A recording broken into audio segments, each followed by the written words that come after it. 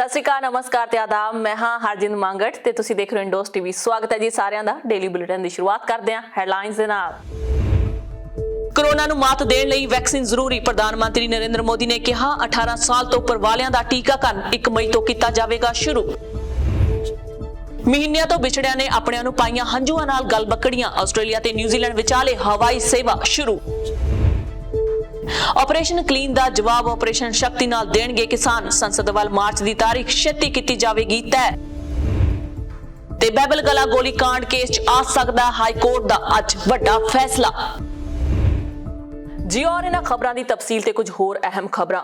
Australia New Zealand ਵਿਚਾਲੇ ਹਵਾਈ ਸਫ਼ਰ ਸੇਵਾ ਸ਼ੁਰੂ ਹੋ ਗਈ ਹੈ। ਕੱਲ ਤੋਂ ਸ਼ੁਰੂ ਹੋਈ ਟਰਾਂਸ ਤਸਮਾਨ ਸਮਝੌਤੇ ਤਹਿਤ ਉੱਡੀ ਪਹਿਲੀ ਜੈਟ ਸਟਾਰ ਫਲਾਈਟ ਆਕਲੈਂਡ ਪਹੁੰਚੀ ਤਾਂ ਉੱਥੇ ਮੌਜੂਦ ਰਿਸ਼ਤੇਦਾਰਾਂ ਵੱਲੋਂ ਪਿਆਰਿਆਂ ਦਾ ਹੰਝੂਆਂ ਨਾਲ ਸਵਾਗਤ ਕੀਤਾ ਗਿਆ।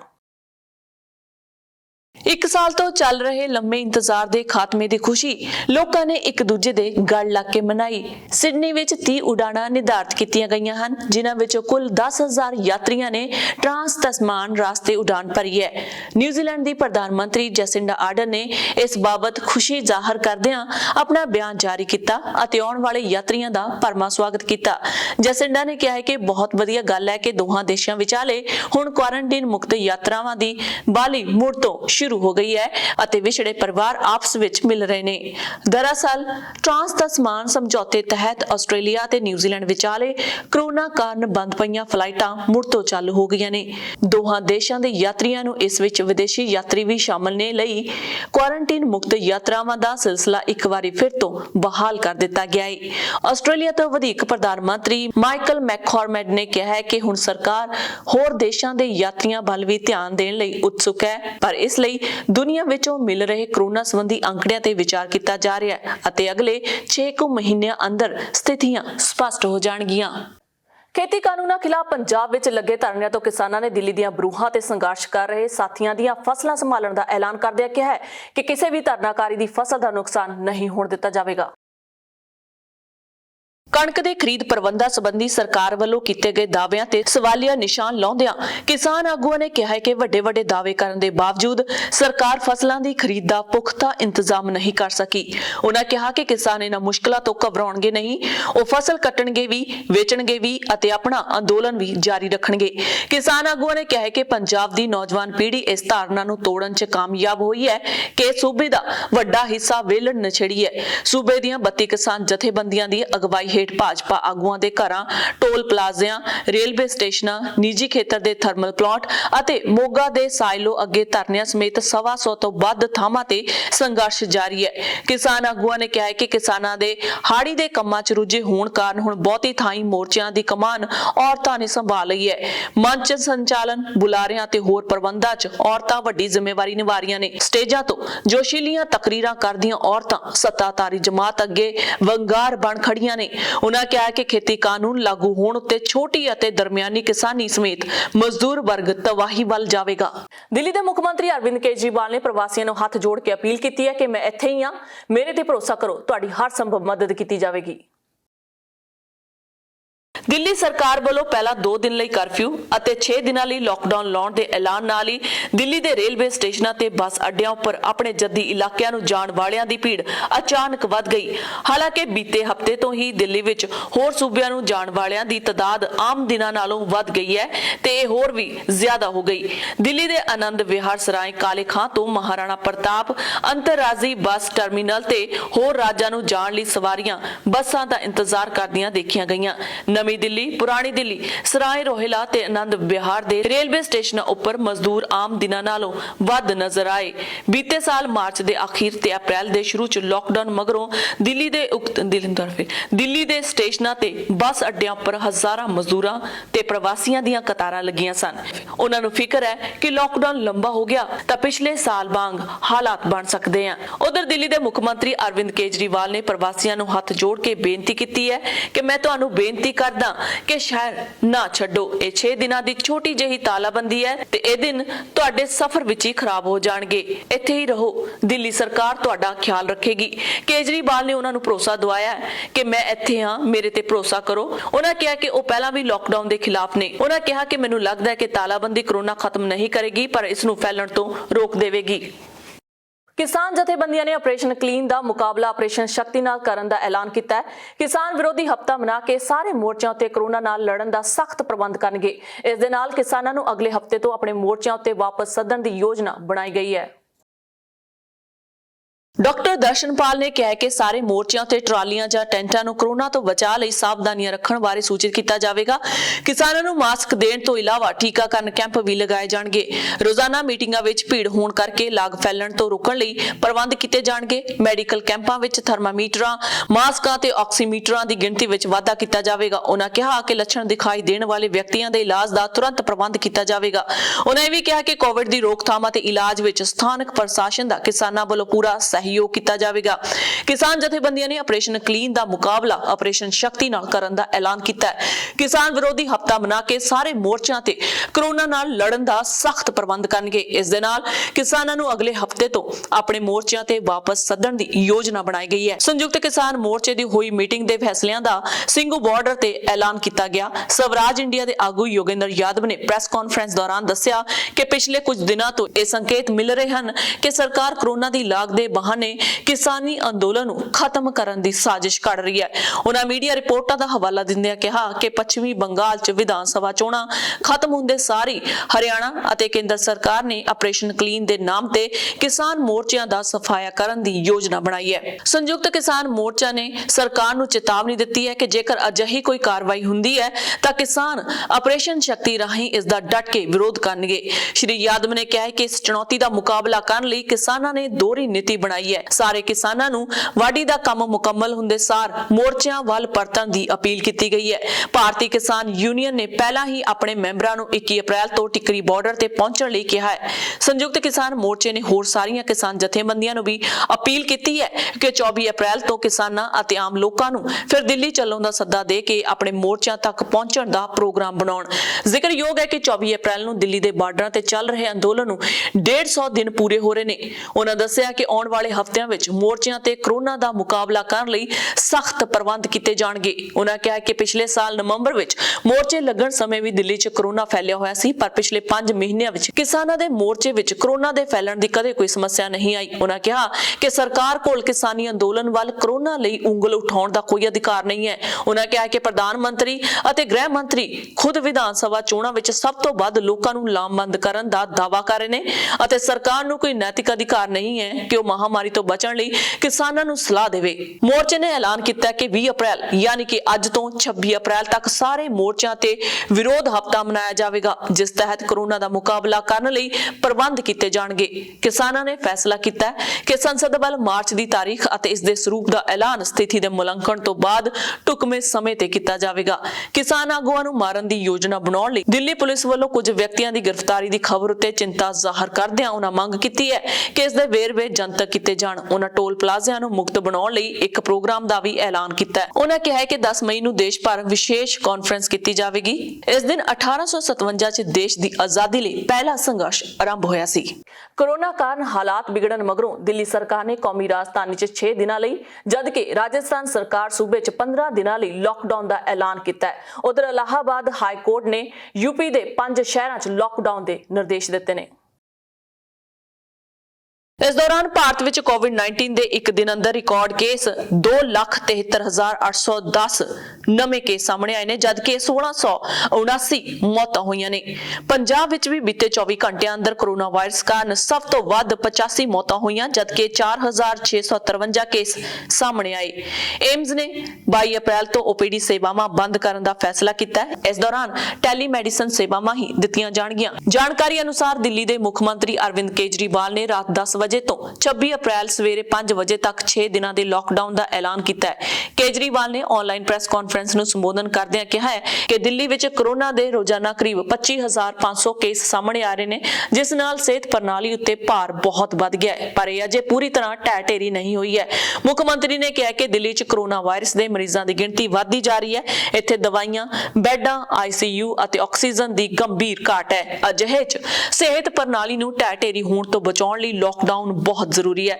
ਉਹਨਾਂ ਕਿਹਾ ਹੈ ਕਿ ਲੌਕਡਾਊਨ ਦਾ ਫੈਸਲਾ ਲੈਣਾ ਸੌਖਾ ਨਹੀਂ ਸੀ। ਉਹਨਾਂ ਪ੍ਰਵਾਸੀਆਂ ਨੂੰ ਅਪੀਲ ਕੀਤੀ ਹੈ ਕਿ ਉਹ ਦਿੱਲੀ ਛੱਡ ਕੇ ਨਾ ਜਾਣ ਅਤੇ ਉਹਨਾਂ ਕਿਹਾ ਹੈ ਕਿ ਸਰਕਾਰ ਉਹਨਾਂ ਦੀ ਚੰਗੀ ਤਰ੍ਹਾਂ ਸੰਭਾਲ ਕਰੇਗੀ। ਉਹਨਾਂ ਕਿਹਾ ਕਿ ਲੌਕਡਾਊਨ ਦੌਰਾਨ ਜ਼ਰੂਰੀ ਸੇਵਾਵਾਂ ਚੱਲਦੀਆਂ ਰਹਿਣਗੀਆਂ। ਇਸ ਦੌਰਾਨ ਉਹਨਾਂ ਦੀ ਸਰਕਾਰ ਸਿਹਤ ਪ੍ਰਣਾਲੀ 'ਚ ਸੁਧਾਰ ਲਿਆਏਗੀ। ਦਿੱਲੀ ਆਫਤ ਪ੍ਰਬੰਧ ਅਥਾਰਟੀ ਨੇ ਆਪਣੇ ਹੁਕਮਾਂ 'ਚ ਕਿਹਾ ਹੈ ਕਿ ਵਿਆਹ ਨਾਲ ਸੰਬੰਧਿਤ ਸਮਾਗਮਾਂ ਲਈ ਲੋਕਾਂ ਨੂੰ ਆਵਾਜਾਈ ਦੀ ਇਜਾਜ਼ਤ ਨਹੀਂ ਹੋਵੇਗੀ ਅਤੇ ਕਿਸੇ ਵਿਆਹ 'ਚ ਸਿਰਫ 50 ਜਣਿਆਂ ਨੂੰ ਸ਼ਾਮਲ ਹੋਣ ਦੀ ਇਜਾਜ਼ਤ ਦਿੱਤੀ ਜਾਵੇਗੀ, ਪਰ ਉਹਨਾਂ ਵਿਆਹ ਦੇ ਕਾਰਡ ਵੀ ਸੌਫਟ ਜਾਂ ਹਾਰਡ ਕਾਪੀ ਦਿਖਾਉਣੀ ਪਵੇਗੀ। ਹੁਕਮਾਂ ਅਨੁਸਾਰ ਸੰਸਕਾਰ ਮੌਕੇ 20 ਜਣਿਆਂ ਨੂੰ ਸ਼ਾਮਲ ਹੋਣ ਦੀ ਇਜਾਜ਼ਤ ਦਿੱਤੀ ਜਾਵੇਗੀ। ਇਸੇ ਤਰ੍ਹਾਂ ਰਾਜਸਥਾਨ ਸਰਕਾਰ ਨੇ ਸੂਬੇ 'ਚ 3 ਮਈ ਤੱਕ 15 ਰੋਜ਼ਾ ਲਾਕਡਾਊਨ ਦਾ ਐਲਾਨ ਕੀਤਾ ਹੈ। ਸੂਬੇ ਦੇ ਗ੍ਰਹਿ ਵਿਭਾਗ ਨੇ ਲੰਘੀ ਰਾਤ ਇਸ ਸੰਬੰਧੀ ਦਿਸ਼ਾ ਨਿਰਦੇਸ਼ ਜਾਰੀ ਕੀਤੇ ਨੇ ਅਤੇ ਲਾਕਡਾਊਨ ਨੂੰ ਜਨਤਕ ਅਨੁਸ਼ਾਸਨ ਪੰਦਰਵਾੜਾ ਨਾਂ ਦਿੱਤਾ ਹੈ। ਇਸ ਦੌਰਾਨ ਜ਼ਰੂਰੀ ਸੇਵਾਵਾਂ ਨੂੰ ਛੱਡ ਕੇ ਬਾਕੀ ਸਾਰੇ ਦਫ਼ਤਰ ਖੁੱਲੇ ਰਹਿਣਗੇ।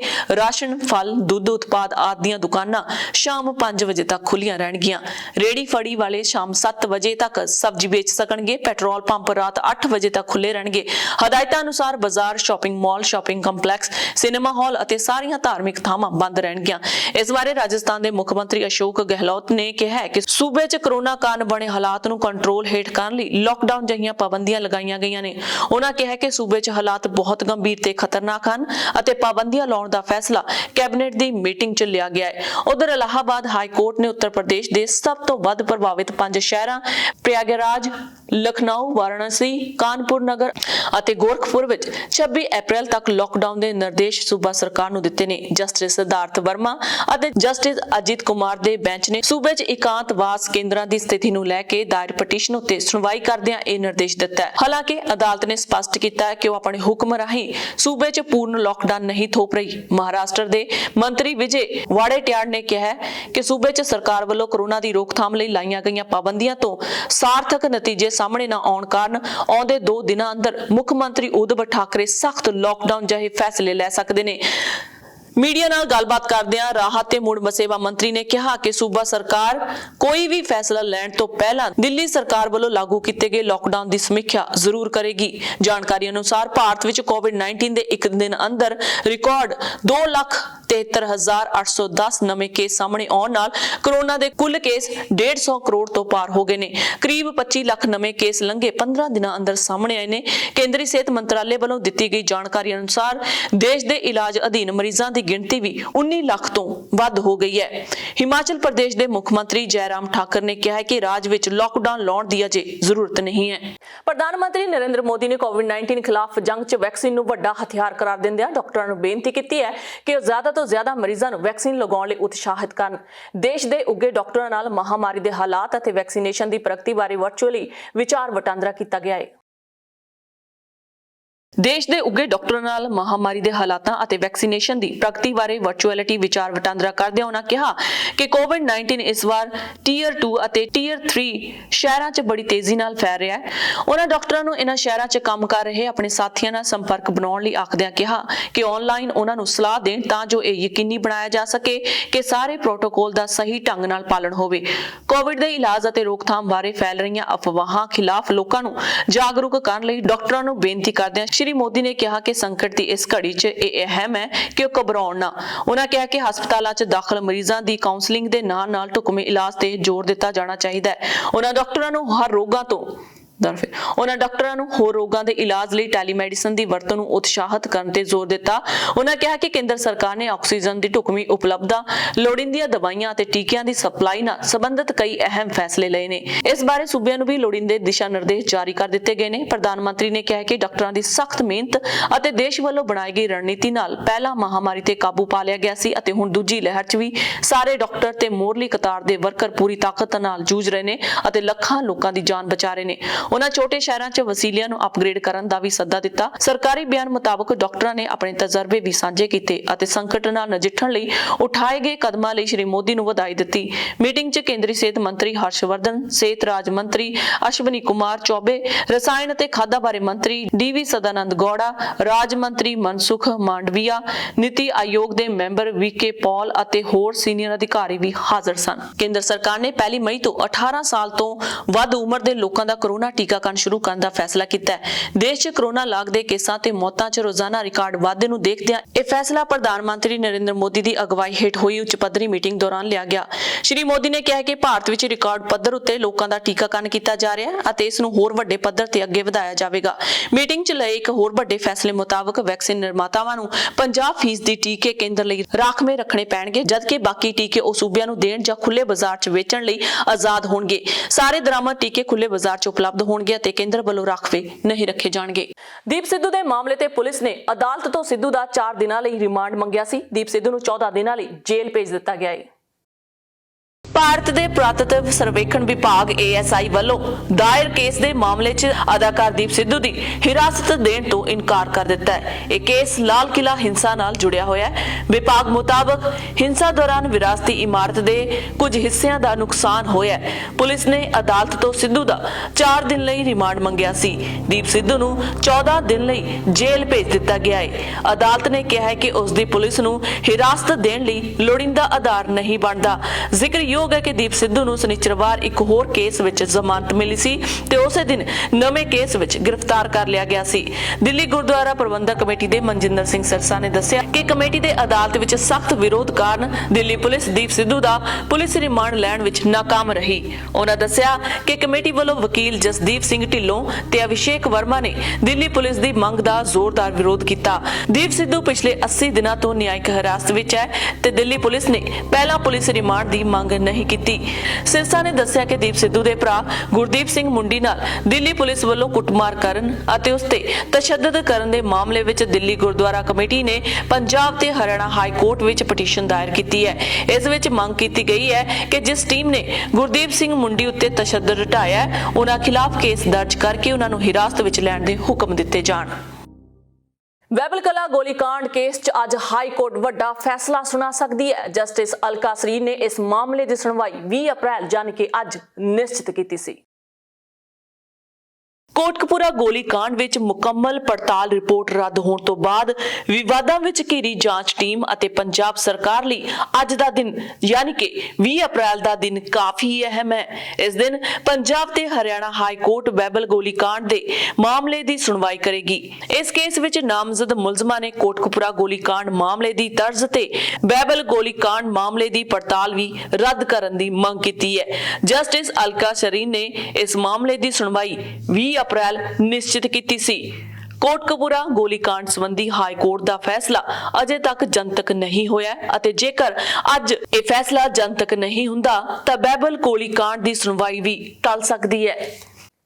ਬ੍ਰਿਟੇਨ ਨੇ ਭਾਰਤ ਤੋਂ ਆਉਣ ਵਾਲੇ ਲੋਕਾਂ ਉੱਤੇ ਮੁਲਕ ਵਿੱਚ ਦਾਖਲ ਹੋਣ ਤੇ ਪਾਬੰਦੀ ਲਗਾ ਦਿੱਤੀ ਹੈ। ਜਿਨ੍ਹਾਂ ਮੁਲਕਾਂ ਵਿੱਚ ਕੋਰੋਨਾ ਦੀ ਮਹਾਮਾਰੀ ਵੱਧ ਫੈਲੀ ਹੋਈ ਹੈ, ਉਹਨਾਂ ਮੁਲਕਾਂ ਲਈ ਬ੍ਰਿਟੇਨ ਦੀ ਸਰਕਾਰ ਨੇ ਰੈੱਡ ਲਿਸਟ ਜਾਰੀ ਕੀਤੀ ਹੈ। ਜਿਸ ਮੁਲਕ ਵਿੱਚ ਜ਼ਿਆਦਾ ਕੋਰੋਨਾ ਵਾਇਰਸ ਦੇ ਕੇਸ ਨੇ, ਬ੍ਰਿਟੇਨ ਵਿੱਚ ਦਾਖਲ ਹੋਣ ਦੀ ਇਜਾਜ਼ਤ ਨਹੀਂ ਦਿੱਤੀ ਜਾਵੇਗੀ। ਬ੍ਰਿਟੇਨ ਦੇ ਸਿਹਤ ਮੰਤਰੀ ਮੈਟ ਹੈਕਨਾਨ ਨੇ ਇਸ ਰੈੱਡ ਲਿਸਟ ਵਿੱਚ ਭਾਰਤ ਨੂੰ ਵੀ ਸ਼ਾਮਲ ਕਰਨ ਦਾ ਐਲਾਨ ਕੀਤਾ ਹੈ। ਉਹਨਾਂ ਆਖਿਆ ਕਿ ਭਾਰਤ ਤੋਂ ਆਉਣ ਵਾਲੇ ਲੋਕਾਂ ਤੇ ਇਹ ਪਾਬੰਦੀ ਸ਼ੁੱਕਰਵਾਰ ਤੋਂ ਲਾਗੂ ਹੋਵੇਗੀ। ਸਿਹਤ ਮੰਤਰੀ ਨੇ ਕਿਹਾ ਹੈ ਕਿ ਅਸੀਂ ਇਸ ਮਾਮਲੇ ਵਿੱਚ ਜਿਹੜੀ ਵੀ ਤਰੱਕੀ ਕੀਤੀ ਹੈ, ਉਹਨਾਂ ਸਭ ਨੂੰ ਸਾਨੂੰ ਜ਼ਰੂਰ ਬਚਾਈ ਰੱਖਣਾ ਚਾਹੀਦਾ ਹੈ। ਹਾਲਾਂਕਿ ਉਹਨਾਂ ਇਸ ਬਾਰੇ ਕੁਝ ਨਹੀਂ ਦੱਸਿਆ ਕਿ ਇਹ ਪਾਬੰਦੀ ਕਦੋਂ ਤੱਕ ਰਹੇਗੀ। ਕੋਰੋਨਾ ਵਾਇਰਸ ਮਹਾਮਾਰੀ ਦੇ ਮੱਦੇਨਜ਼ਰ ਬ੍ਰਿਟੇਨ ਦੇ ਪ੍ਰਧਾਨ ਮੰਤਰੀ ਬੋਰਿਸ ਜੌਨਸਨ ਅਗਲੇ ਹਫ਼ਤੇ ਭਾਰਤ ਯਾਤਰਾ ਨਹੀਂ ਆਉਣਗੇ। ਵਿਦੇਸ਼ ਮੰਤਰਾਲੇ ਨੇ ਇਹ ਜਾਣਕਾਰੀ ਦਿੱਤੀ ਹੈ।